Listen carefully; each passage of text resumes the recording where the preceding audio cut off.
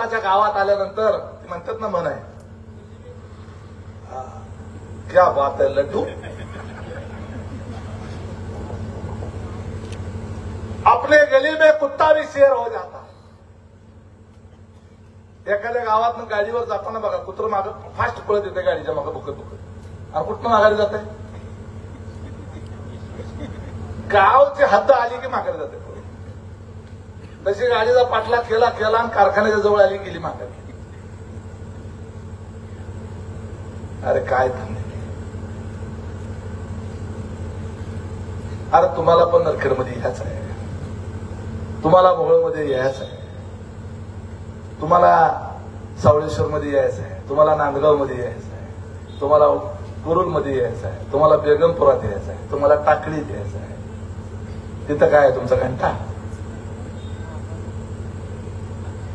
कोण कुणाला कमी नसतं।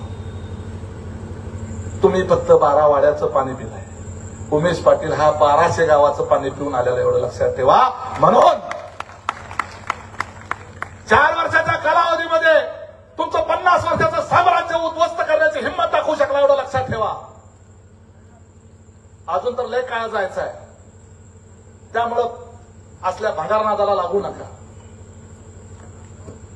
जास्त बोलणार नाही, पुण्यात मुंबईत आपल्याला सगळीकडे महाराष्ट्रात फिरावं लागतं, त्यामुळं कुणी कवच कुंडला घेऊन जन्माला आलेलं नाही, मी बी नाही तुम्ही बी नाही।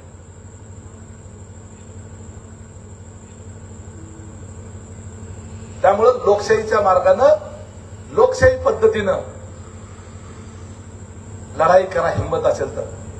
त्याला पळपुटेपणा म्हणतात, एकटा माणूस बघून त्याच्यावर दगड मारणं, त्याला पळपुटेपणा म्हणतात।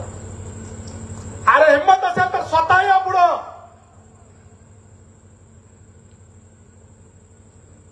उमेश पाटलाचं आजही चॅलेंज आहे। तुम्ही तुमचा अनगर सोडा, उमेश पाटील जे ते नरखेड सोडायला तयार आहे। कुठल्या गटाचं लढायचं सांगा, कुरुलमध्ये लढायचं का, बेलूरमध्ये का आष्टीमध्ये? 3 गट ओपन आहेत, कुठल्या गटात लढायचं सांगा। उमेश पाटील तुमच्या एवढा मातबर नाही, तुमच्यासारखा खानदार नाही, तुमच्यावरचा माझा बाप कुठला आमदार नाही, खासदार नाही, ना मंत्री नाही, ना आम्हाला कुठला दर्जा आहे।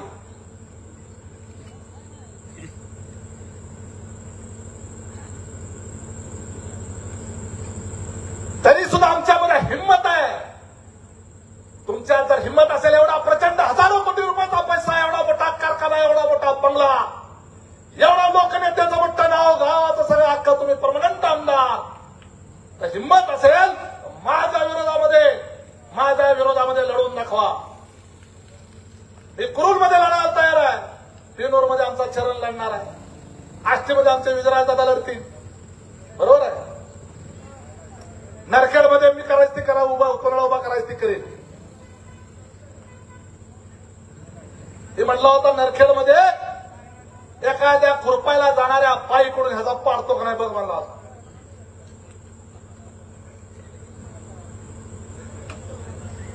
आता येऊन दाखव नरखेडला, मी स्वतः नाही उभा राहत नरखेडमध्ये। तुझ्या कुठल्याही मातबारला उभा करा, नरखेडमध्ये निवडून आणून दाखव, मी माझं गाव सोडतो, तू तुझं गाव सोड, हिंमत असेल तर। मोहोळ तालुक्याचा अनिष्भिक्त सम्राट तुला म्हणून घेतो होता ना, मग तालुक्याचा नेता होता का तुझ्या गल्लीचा नेता होता, हे तालुक्याला तेव्हा कळेल।